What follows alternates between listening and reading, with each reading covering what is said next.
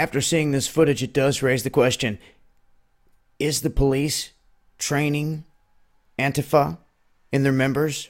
Well, in Arizona at this firing range, it looks like police were surely there. Definitely a sheriff. You can see standing here. There was a video that was released at this range. And when they released it, it caught the attention of several individuals that went down to this location and did some recon investigating. They discovered shells. They discovered the targets that they were shooting at. They also discovered a receipt, which is pretty interesting because it shows what they purchased at Dunkin' Donuts, and it also shows they received a police discount. Very interesting. And when you couple this with the fact that when these groups of individuals have shown up in certain places and the police have backed down, just stood around, watched, didn't do nothing while people were getting pummeled, split, bloodied, standing around. Tie those two things together, it paints a pretty crazy picture here of, and it has people saying, what's really going on? Others could say, oh, what's wrong with them getting a lesson from a cop? Well, is that the case?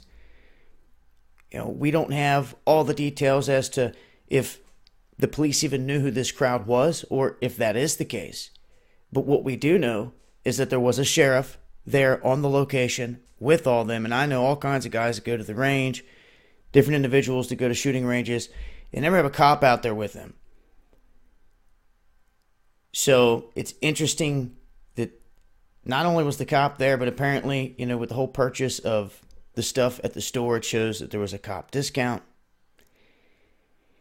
And it just raises the question, are the police training Antifa? I think it's a valid question to ask. We will continue to dig on this. And shout outs to the cats out there that did the recon and went down here and discovered all this stuff and the receipt and everything else and put it all together so people could see clearly what's going on. But these crowds are continuing to go to other places.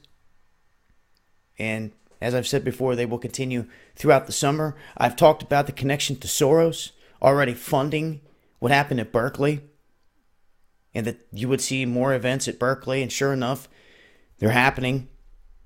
So if you wonder how this is all going down and they're getting away with it and no one's going to jail, well, maybe these little tidbits of information and things we see will start to paint the picture clearly for some. I will leave a link. I will continue to update with information as I come across it. Keep a close eye on what goes down on the front lines from here. When you start to see large groups totally splitting people's heads open with anything and everything and burning stuff and cops just standing around doing nothing, you have to ask yourself why, how, what is going on. And we've already witnessed this time and time again.